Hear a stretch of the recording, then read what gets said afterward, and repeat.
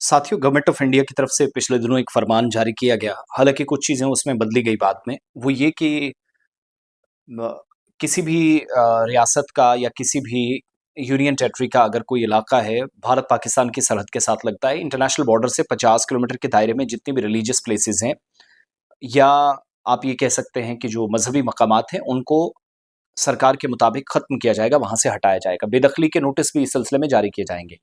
फिर कार्रवाइयाँ अलग-अलग जगहों पर शुरू हुई, गुजरात से राजस्थान तक, और इंटरनेशनल बॉर्डर पर ये जब पीला पंजा चला, तो भारत-पाकिस्तान सरहद पर अदालत ने भी सरकार के लिए रास्ता आसान कर दिया। मामला हाई कोर्ट जा पहुँचा था।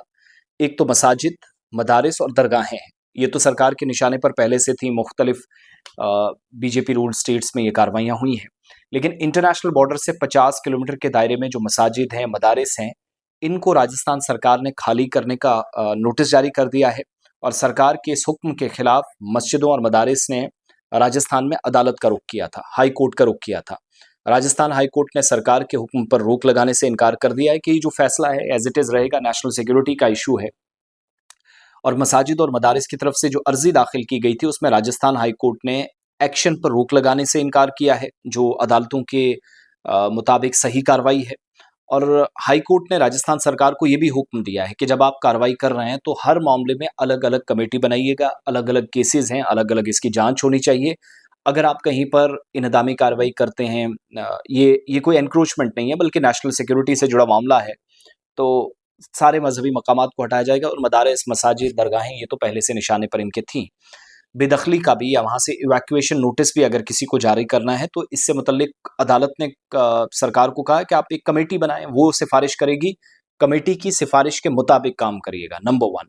नंबर 2, राजस्थान हाई कोर्ट के जस्टिस समीर जैन की तरफ से भी इस मामले में समाअत की गई कि मामला मज़हबी तफ़रीक़ का नहीं है, मज़हबी बुनियादों पर बाँटने की कोशिश ना करें, और मामला जो है वो नेशनल सिक्योरिटी से जुड़ा है। तो फ़ितरी इंसाफ़ के उसूल को उन्होंने अहम बताया, और कहा कि जो सेंसिटिव एरियाज़ हैं, हसास जानकारी है, उसका इंकिशाफ कहीं से भी हो सकता है। ये नहीं है कि खाली एक ही एरिया से, मस्जिदों से, दरगाहों से या किसी और इलाके से होगा। तो अदालत ने मोहम्मद पीर शाह जिलानी दरगाह कमेटी और बाकी की तरफ से जो अर्ज़ी दाखिल की गई थी, वो रिजेक्ट कर दी है।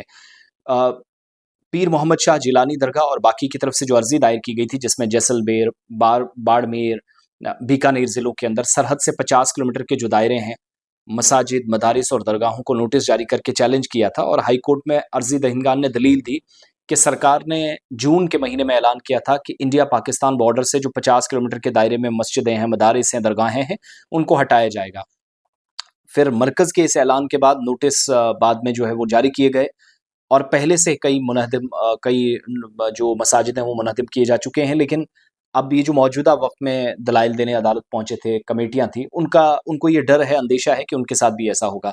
सो ये सिलसिला कंटिन्यू रहेगा, इस बात की तस्दीक अदालत ने कर दी है। मसाजिद के खिलाफ नोटिसेज़ हैं, और सिर्फ़ नोटिसेज़ नहीं हैं, बल्कि साथ-साथ बड़ी बात ये है कि बुलडोज़र कार्रवाई जारी रखने के लिए वो जो राह हमवार करने वाली कोशिश थी, वो अदलिया ने भी बड़ी आसान बीजेपी के लिए कर दी।